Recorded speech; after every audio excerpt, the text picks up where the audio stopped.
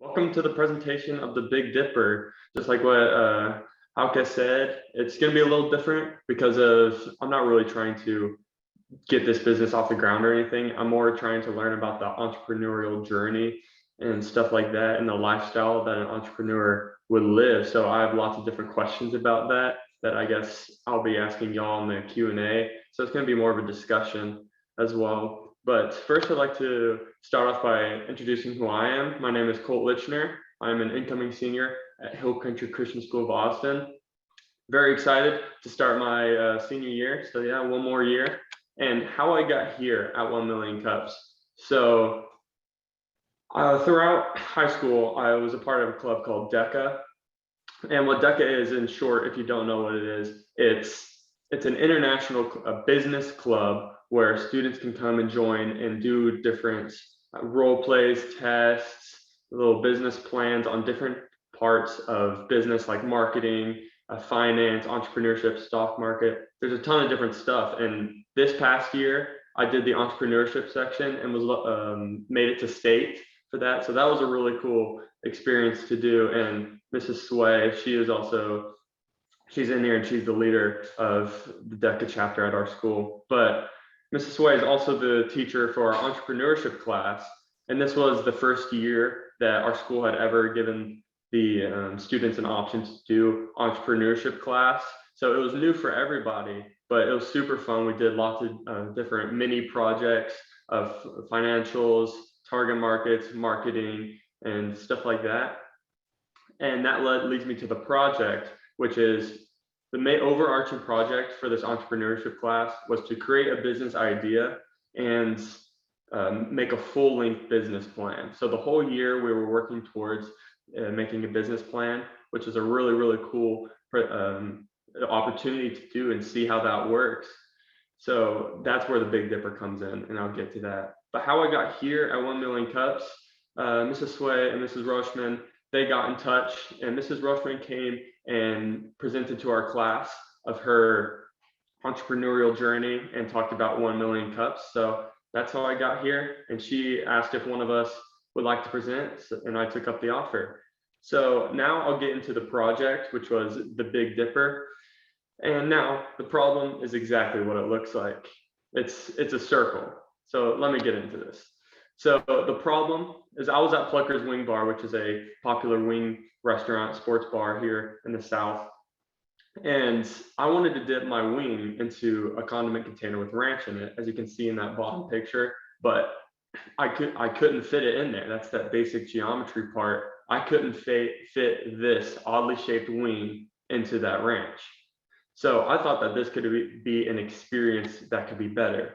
So I came up with the solution of, instead of being circular, it's more of a rectangular, rounded off condiment container, which results in a better dip, because now you could actually fit your hot wing or whatever food that's oddly shaped into the sauce of your choice and into the condiment container. So then I came up with some stats that showed that Americans, in short, eat a lot of chicken wings, almost 18,000 chicken wings in a lifetime for one American.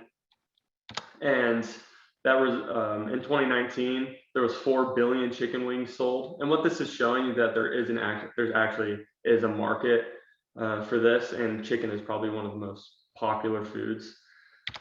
So then I came up with my target market. Like I said, my target market is sports bars and wing restaurants, and specifically men ages 18 to 35, because those are typically the men that would be going to these in the highest frequency, but that's not exclusive of families, women, and people of other ages that go to these wing restaurants.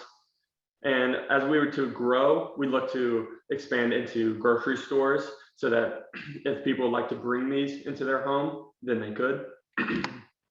So then I came up with a pretty simple sample financial of creating, if we were to create 1 cup or 1 container, we could create that for 1 cent. And I believe we could definitely make that for less. But then if we were to sell it, we could sell it for 3 cents, which results in 200% profit margin. And obviously we'd sell multiple, not just one. So yeah. Then I came up with the stages of progression and our goals as a company, which is stage 1, to create effective prototype and then patent the product so that we can limit the knockoffs of the product, because this is pretty niche and it can be knocked off pretty easily. And then stage 3 is to market to local restaurants and then expand outwards, but still in that niche market of sports bars and wing restaurants.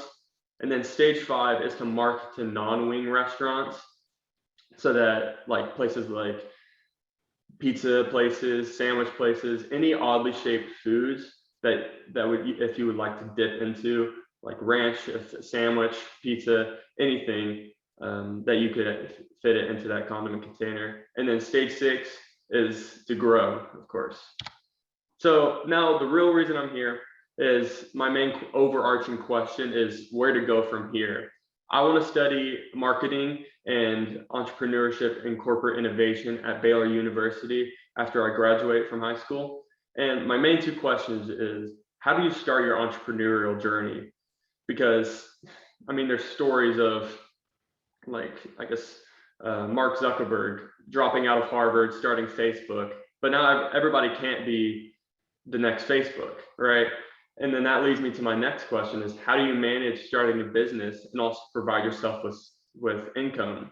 Because it's not all sunshine and rainbows in the beginning of a business. You're not always having cash flow to yourself.